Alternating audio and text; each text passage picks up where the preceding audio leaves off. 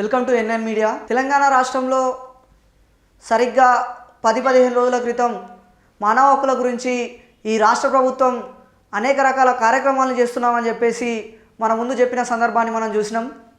ఈ సమాజంలో ఎవరైతే వివక్షకు గురవుతున్నారో, ఎవరైతే హక్కులకు నోచుకోకుండా కనీస హక్కులను పొందకుండా హక్కుల అణచివేతకు గురవుతున్నారో వారి పక్షాన ఉండడం కోసం మానవ హక్కులని మనం మాట్లాడుతూ ఉంటాం. అలాంటి సందర్భంలో దేశవ్యాప్తంగా మానవ హక్కుల కోసం ప్రత్యేకంగా డిసెంబర్ 10ని ఒక దినోత్సవంగా జరుపుతుంది అధికారికంగా ప్రభుత్వం. కానీ ఈ రాష్ట్రంలో మానవ హక్కుల విషయానికి వచ్చేసరికి దాదాపు 2 సంవత్సరాల నుంచి తెలంగాణ రాష్ట్రానికి మానవ హక్కుల కమిషన్ చైర్మన్ లేడు. ఎందుకు లేడు అని మనం అడుగుదామన్న సందర్భాన్ని కూడా ఈ ప్రభుత్వం కనీసం రానివ్వడం లేదు.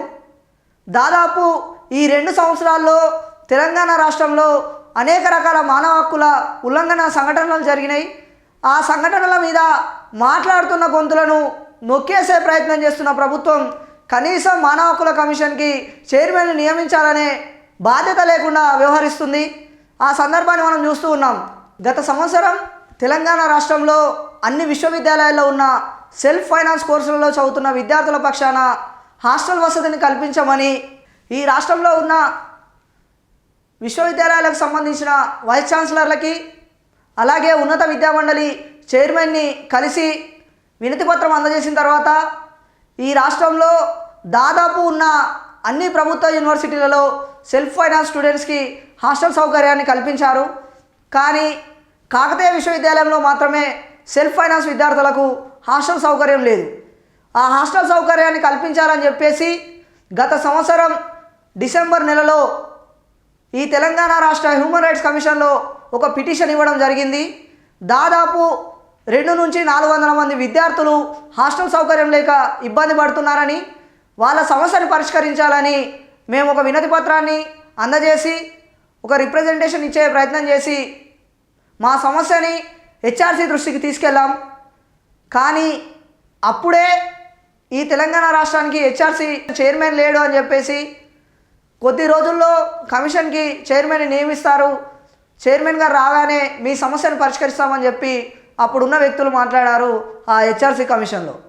దాదాపు సంవత్సరం క్రితం మేము హెచ్ఆర్సీలో మా సమస్యని చెప్పుకోవడానికి వెళ్ళినప్పుడు, హెచ్ఆర్సీలో మా సమస్య పట్ల కంప్లైంట్ ఇచ్చినప్పుడు నా కేసు నెంబర్ 1600 పైగా ఉంది.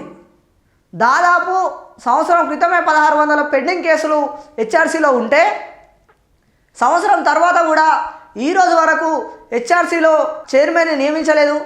కాబట్టి హెచ్ఆర్సీ చైర్మన్ని నియమించుకోవడం వల్ల అనేక రకాల సమస్యల్ని మన రాష్ట్రంలో చూస్తూ ఉన్నాం. మీ అందరికీ తెలుసు, మొన్నటికి మొన్న లగచర్లలో ఒక ఘటన జరిగింది. పేద ప్రజలు భూమిని మాత్రమే నమ్ముకొని బతుకున్న ప్రజల దగ్గర ప్రభుత్వం భూమిని లాక్కునే ప్రయత్నం చేస్తే మేము మా భూములను ఇవ్వము అని తిరగబడ్డందుకు రైతుల పట్ల అమానవీయంగా వ్యవహరిస్తూ వారిని అరెస్ట్ చేసి బేడీలేసి తీసుకెళ్లిన సందర్భాన్ని మనం చూసాం. అలాగే దానికంటే ముందు ప్రతిపక్షంలో ఉన్నప్పుడు ఏ కాంగ్రెస్ పార్టీ అయితే ఆదివాసుల హక్కుల్ని కాపాడుతామని, ఆదివాసుల హక్కులని బీఆర్ఎస్ పార్టీ హరించి వేస్తుంది అని, నల్లమల్లలో యురేనియం తవ్వకాలను వ్యతిరేకిస్తున్నామని ప్రతిపక్ష హోదాలో మాట్లాడిన కాంగ్రెస్ పార్టీ ఈరోజు నల్లమల్ల అడవులలో ఉన్న ఆదివాసీ చెంచు ప్రజలని కావాలని వాళ్ళకి ఇష్టం లేకున్నా ఆ ఆదివాసీ గూడాల నుంచి తరలించి రీహాబిలిటేషన్ సెంటర్ పేరుతో అడవుల్లో బతికే జంతువులకు ఇబ్బంది అవుతుందనే పేరుతో, జంతు సంరక్షణ పేరుతో అమాయక ప్రజల్ని అడవుల్లో నుండి అక్రమంగా పట్టణాలకు తరలిస్తుంటే మాట్లాడే గొంతులు లేవు. ఒకవేళ వాళ్ళ సమస్యను పట్టించుకోవాల్సి ఉంటే ఈ తెలంగాణ రాష్ట్రానికి కనుక హెచ్ఆర్సీ చైర్మన్ ఉండి ఆ కేసుని స్వయంగా వాళ్ళు తీసుకొని మాట్లాడేవాళ్ళు. లగచర్ల ఘటన కావచ్చు, అది కావచ్చు, లేదా ఈ మధ్యలో జరుగుతున్న తెలంగాణ రాష్ట్రంలో ప్రస్తుతం ఏదైతే మనం చూస్తున్నామో గురుకులాల్లో విద్యార్థులు అనేక మంది చనిపోతూ ఉన్నారు. ఈ ఘటన కూడా మీడియా దృష్టికి వచ్చిన వెంటనే హెచ్ఆర్సీ దాన్ని తీసుకొని మాట్లాడేది. రాష్ట్రంలో మానవ హక్కుల ఉల్లంఘనకు పాల్పడ్డ బీఆర్ఎస్ పార్టీ కూడా లగచర్ల ఘటనని మాట్లాడడం కోసం నేషనల్ హ్యూమన్ రైట్స్ కమిషన్ కలిసింది, అలాగే ఎస్సీ ఎస్టీ కమిషన్ కలిసింది. ఒకవేళ ఈ రాష్ట్రంలో హెచ్ఆర్సీ ఉంటే వాళ్ళు నేషనల్ హెచ్ఆర్సీ దగ్గరికి పోవాల్సిన అవసరం లేకపోయి ఉండే.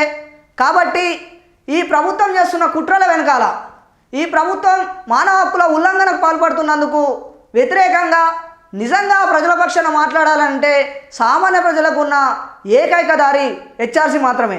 గతంలో అశ్వరావుపేటలో ఎస్ఐగా విధులు నిర్వహిస్తున్న శ్రీరాములు శ్రీనివాస్ ఆత్మహత్య చేసుకుంటే ఆ ఘటన మీద ఇప్పటి వరకు పూర్తి స్థాయిలో విచారణ జరగలేదు.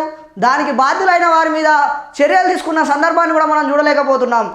ఒకవేళ హెచ్ఆర్సీ కనుక చైర్మన్ ఉండుంటే దాన్ని కూడా స్వయంగా హెచ్ఆర్సీ చైర్మన్ గారు స్వీకరించి ఉంటుండే. ఇలా అనేక సంఘటనలకు కేవలం కమిషన్ లేకపోవడం వల్ల, ఆ కమిషన్ చైర్మన్ లేకపోవడం వల్లనే ఈ సంఘటనలు పునరావృతమవుతున్నాయి.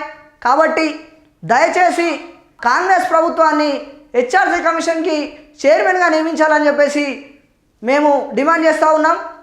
రాష్ట్రంలో హెచ్ఆర్సీ మీద మాట్లాడే వ్యక్తులను బంధిస్తున్న సందర్భంలో, హెచ్ఆర్సీ గురించి మాట్లాడుతున్న వ్యక్తులను కేసుల పాలు చేస్తున్న సందర్భంలో, మానవ హక్కుల కోసం ఎవరైతే మాట్లాడుతున్నారో ఆ గొంతులను అక్రమంగా కేసుల పాలు చేస్తున్న సందర్భంలో ఖచ్చితంగా ఈ రాష్ట్రానికి మానవ హక్కుల కమిషన్ చైర్మన్ అవసరం ఉన్నది.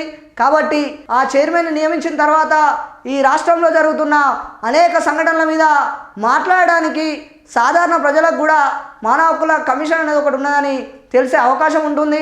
దయచేసి చైర్మన్ని నియమించవలసిందిగా మేము డిమాండ్ చేస్తూ ఉన్నాం.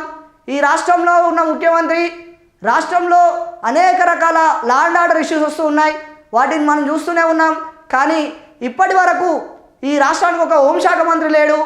అలాగే ఈ రాష్ట్రం పటిష్టంగా ఉండాలి అంటే విద్యా వ్యవస్థలో సమూలమైన మార్పులు తీసుకొస్తామని చెప్పేసి ఎన్నికల ముందు కాంగ్రెస్ పార్టీ చెప్పింది.